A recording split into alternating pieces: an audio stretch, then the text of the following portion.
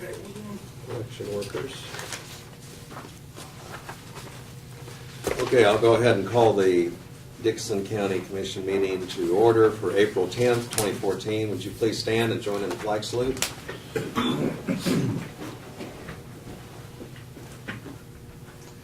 I pledge allegiance to the flag of the United States of America and to the republic for which it stands, one nation, under God, indivisible, with liberty and justice for all. Okay, we have one item to add to our agenda, and that is to review and approve the KDOT request. This is on 800 Avenue Bridge replacement. And otherwise, that would be our amended agenda. And I'd go ahead and move that we approve that agenda. Second it. You have the motion and second. All in favor say aye. Aye. Opposed, motion carries. The consent agenda, these include the minutes of April 3rd work session and the regular meeting, minutes of April 7th canvass with payroll of $242,138.09. We also have fund expenditures of $186,950.76. I move that we approve the consent agenda. Second it. Okay, we have the motion and the second to approve the consent agenda as presented. All in favor say aye. Aye. Opposed? Motion carries. We'll go ahead and go to commissioner comments and committee reports. Craig, why don't you go ahead and lead off? Yeah, well, our work session this morning, the Central Kansas Mental Health was here, North Central Kansas, Kathy Mosier, Pat Kennard, and Sheila Biggs were here. Made a presentation, kind of a update or what they're going to be looking for budget work. Representative Barker was here, kind of filled us on what the legislature had done and highlights and lowlights of the session. We all three attended officers that attended, went to the Potawatomi County Jail yesterday in Westmoreland. I'll let the other commissioners address that. Okay, we did go up to Westmoreland yesterday, and like I say, this is the very beginning of the beginning, I guess, of us trying to educate ourselves on what other counties have done in building a jail or a justice center, whatever. And like I say, they had quite an impressive facility, and I think we've learned a lot. But just some of the small details that you would think that most architects that were doing, I guess I was surprised that there was a few small details that they wish they would have done a little different. And so I think every time we go visit something like that, we will pick up those type of things that will help us in our planning process. And I think it is very important that we are involved in and build the kind of facility that we want and that will fit our needs. And so I think, like I say, it will be a several years process and like I say, it was interesting for them to explain the process that they went through, I guess. I also was part of that tour, and of course Brad was there, and you may have some comments too here in a minute on that, or that may be part of your report, but also the Sheriff Hoffman and Swisher, Under Sheriff was there. They kind of really told us, give a lot of thought to this, think about what your needs are. One thing that was helpful is Potawatomi County it's a little bit larger than we are, and it encompasses a rural area. Their county seat was north of Wamego, 15 miles or so, at Westmoreland. And so, there were some similarities, but I was very impressed with the security that they had, and it was just very careful deliberation in coming to reaching some of their decisions. And it seemed like they did have a well-thought-out floor plan where, and a big emphasis on safety as far as whenever anyone is brought in, as far as prisoners are concerned, but even just for the public coming into the building, you could, it was just a very impressive building. And as the other commissioners have mentioned, I mean, this is kind of one of the first steps in the process, and you know, as we kind of look to journey ahead on what all is involved on this and assessing what our needs happen to be. I'll switch gears just a little bit. The only other thing that I have coming up is tomorrow I'm going to be attending Camp Plan 2020, and there's a group of us going to meet at Building 580 over at Fort Riley at the headquarters, and we're going to have a tour of Fort Riley and perhaps watch some maneuvers, but also then General Funk's going to give us an outline of what he sees 2020, the year date, and what he sees ahead for Fort Riley, and you know, they're very interested in the community partnerships and how, and it's, of course, from our side, it's important to know what they anticipate and what impacts that will have on our communities. And we do have a lot of children in the school, some at Solomon, more in Abilene, even more over at Chapman, that have connection and ties to Fort Riley. And so, you know, it's something of interest, and then plus, you know, a lot of families live here in Dickinson County that either work at the fort or are enlisted. So that's going to be tomorrow, late morning and through the afternoon. So that's all I would have. Brad, did you want to comment on our trip, or do you want to include that in your? Well, just briefly, I mean, I was very impressed with what they've done, and some of the comments that I really picked up on were how they used a consultant and how beneficial the consultant was to guide them through the process, and how valuable the architects are, and the difference between the construction, build, and the bidding process, and their opinion, which is very valuable. I think, you know, learning from their experience is going to be extremely beneficial, so. And I really appreciate them taking time out, and we're going to send them a thank you for doing that, so.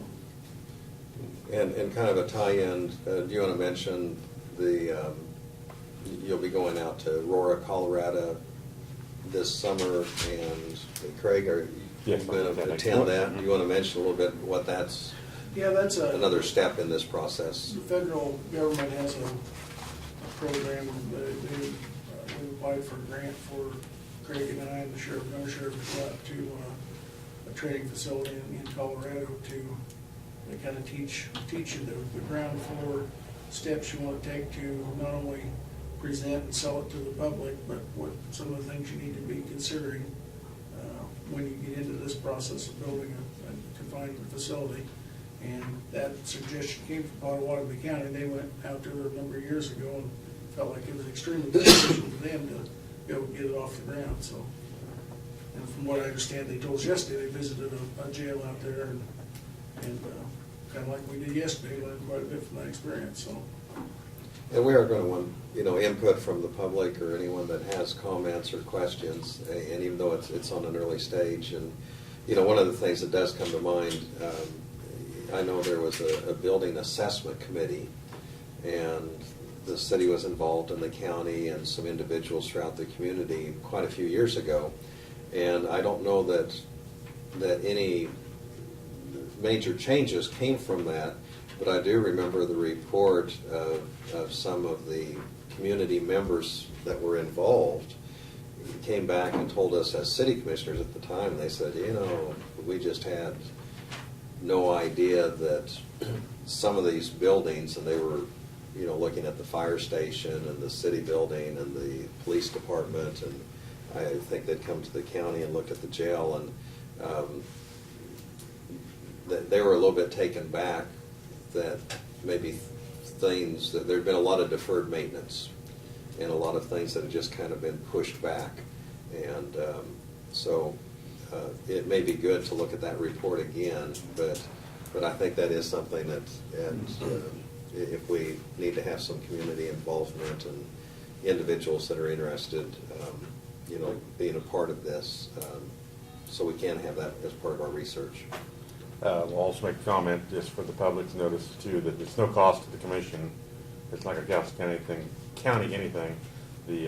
That's all paid for. Transportation, Yeah. hotels, meals and everything, so it's no cost to the Well, county. do you have the dates? When you go to Aurora, you're talking about. Right, yes, yeah. It's, I want to say. 22nd through the- 22nd, through- it's 4 days. Yeah, August? Yeah. yeah. 21st through the 24th, I believe, or 23rd. It is the 18th through the 22nd. Okay, 18th to 20, no, the third week in August. Aurora, Colorado. See, I might be interested in going to that also. Yeah, I'll check, but I think it's a 4-person. Oh, it's a 4-person thing? Yeah. Oh, okay. Yeah, and they actually named who they want, the commissioner, the administrator, Oh, Yeah. the sheriff, they're all required, and then whoever is oversees the jail. Jail. Yeah. I Check see. if they'll let them in. And while this is not till August, I guess that kind of brings the point that this isn't something we're rushing into, and Yeah. yet we're progressively making steps, looking into this and gathering information. So it is something that it's not slipping, it's more of a front burner type thing, I think, with the commission. Just wanted, people to be aware that, we are very seriously looking at this project. Any other comments or committee reports from the commission? Okay, we do not have any proclamations this time around. We'll go ahead, Brad, if you'll give us your report, please. Okay, start out with a conversation I had with Geraldine Coleman last week. She stopped in, and you guys are aware, there's been an issue in the Hope area with changes in mail routes about 5 years ago, and there's 17 residents, farms down there that no longer get the postal service mail delivered to their residences, and they, for very unknown reasons, the post office out of Huntington determined that it was too expensive to deliver mail to them, and make them go to Hope to get the mail. Long story short, I had prepared a letter, I emailed it to you to send to Senator Jerry Moran to try and get some assistance. We had sent one to the U.S. Postal Service Division headquarters or something in Omaha last year, and really didn't get any response. After I had talked to Geraldine last week, I did call and talk to that office again in Omaha, and was told that they would call me back. I received a call back actually at 6 o'clock last night on my voicemail, and I returned a call a little bit ago to the lady in Omaha who seemed very cordial, very interested this time. She said she would be forwarding the information to the district supervisor, which is out of Salina, and she would be calling me. She called me this morning, and I talked to her. Seemed to be very interested in trying to do what's right for service in that area. And she said that she would be getting with the new postmaster in Harrington and looking at that, and I offered to go out and ride the route with them if need be. Yeah. Our position is that the roads in that area are the same as they have been for the last 100 years. They haven't changed, and unlike the Postal Service had indicated that they had turned to mud and were impassable, they certainly are not. And since that phone call, when I came back in here, I had a voicemail from the postmaster in Harrington saying that they're going out to drive those routes Tuesday.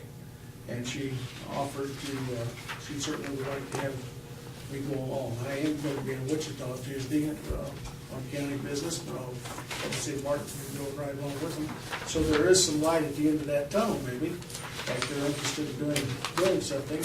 So today, I might suggest that we maybe table the letter and see what happens here in the next week or two. and maybe it's gonna work itself out. Hopefully that's not idle hopes, but we've gotten much farther, and both parties I spoke to today seem very interested in doing what's right. And the postmaster of Harrington is a different person than what It was is, before. yeah, the other one that had made this decision, my understanding is retired, so this is a new lady that's been assigned to Harrington, and so But she was aware that they weren't delivering. she was. Geraldine told me she had talked to her, felt like she was very, very willing to listen, and so maybe we could get it worked out without Yeah. too much of a hassle, so. Yeah. I'll arrange to have somebody with them Tuesday unless my meeting gets canceled in Wichita. And in that event, I'll do it myself, so. We may want to include Senator Roberts on that also letter if we do send that, but it sounds like they're willing to be reasonable, at least discuss it and be open-minded about it, so. Sure. So it'd be great if we could just handle it locally here with them and take care of it. Well, those people all do live on a gravel road. They live on all weather roads, none of them live on dirt roads, they get, UPS and FedEx and, school buses, and everybody else can get to them. So, the old saying of rain or shine or snow or sleet, the mail service will get to you, should hold true, so, I guess we'll find Rain, out. sleet, or snow? Yeah, however that goes. So, we did purchase fuel this week, no lead, and we got the bid price there. MPC was a little bigger this time, so we ordered it to them. I did get good news, I think it was last Friday, I got a call from the Kansas Division of Emergency Management, and our initial letter of intent for the safe room project at Sterling Hall was selected for the final application process. And so I'm in the process now of putting together the information for that application, the official application.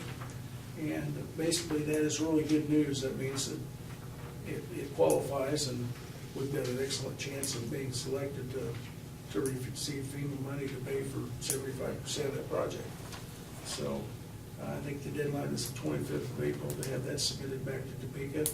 I've got about 3/4 of it done already, so I'll be working with Chancey on that to do some finalizing of the information, and we'll get that sent back, so. And keep our fingers crossed, so. The item on the agenda that we've added is the off-road, KDOT off-road bridge request for a construction project application. For the last 2 to 3 years anyhow, we have applied to replace a concrete bridge down on 800 Avenue, just west of Eden Road, I believe. And the funding has not been available to do that. Although KDOT has told us keep applying. It is a good viable project. As soon as the funding, they had the funding, they felt like they would award it. So it's that time of year again to apply and keep our application in there. So that's what brings that to you today. I will be in Wichita Tuesday on the traffic accident case. They're having mediation hearings, and they requested that I go down to that. I did find, Craig had asked yesterday on the concrete work at the county yard, and I had actually forgot about it, but they're scheduled to come in the end of this month, the contractor, do that drive entrance into the county yard that we approved. And then the utilities, we finally moved out on 600 Avenue, and Martin got his bridge crew in, and they're actually starting the replacement of that fourth minnow passings bridge that we got the grant for today, so weather permitting, a couple, 3 weeks, they should be able to have that done. And we're still within that window of, when we get into May, we have to stop on those projects because of the mating habitat of the Topeka shiners. So, but we'll have all 4 of those done, and be waiting for some more grant money to come in to do some more maybe in the fall if we're fortunate. And then the big thing this week with Martin and his crews, obviously, is the Eisenhower Marathon.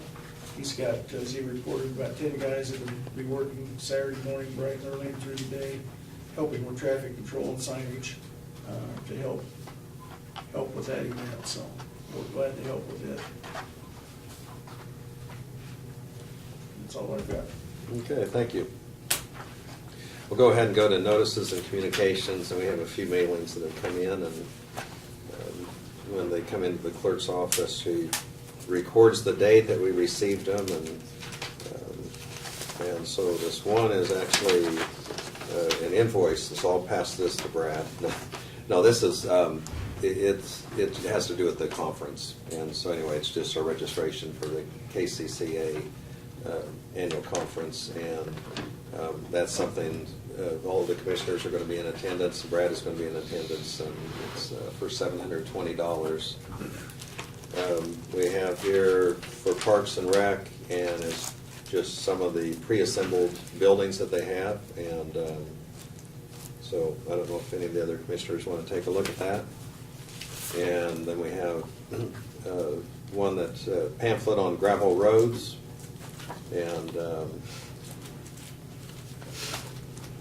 I think probably upgrading those Yeah, roads. we got- So we got that's that one. kind of a regular, solicitation we received.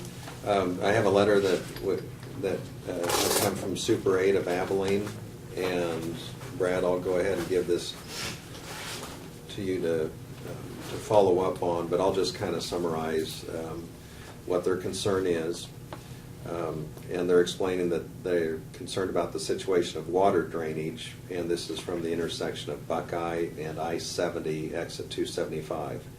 And of course, you have various jurisdictions there. You have what the interstate is doing and trying to accomplish as far as their drainage. You have city property to the south and city property to the north. And they actually mention in the letter they have some repairs that they need to have done that were quite a bit out of their budget, but in visiting with a contractor, they've just expressed a concern that perhaps this is something that's more of a city issue or a county issue. And so it's something I think we can look at, and it'd be nice to help them try to solve the problem or give them the information so they can solve their situation. And then the other thing that they mentioned, which was just a little bit of a concern that they had, is the work that is going to take place on I-70. And in part of their letter, they've mentioned that it did create a hardship last year when all the work was taking place on I-70, and some of the exit and entry ramps, were closed, and that they had lost quite a bit of revenue. And so, anyway, they're kind of hoping that some of that situation has been remedied, since they're going to be working on the ramps again and working on interstate. And I believe we have visited with KDOT and also the city, so. We've done what we could, and I think KDOT's working very diligently to try to minimize that issue this time around for the eastbound lane, so.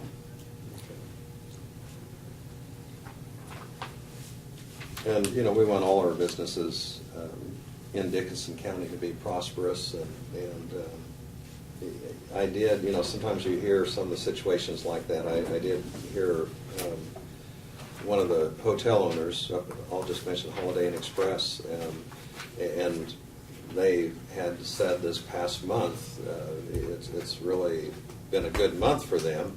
And what they attributed it to, and you don't always think about this, there's all this focus on the Sonic, and the Sonic, you have all these workers out there, and how quickly they're putting that building up and how quickly everything was accomplished.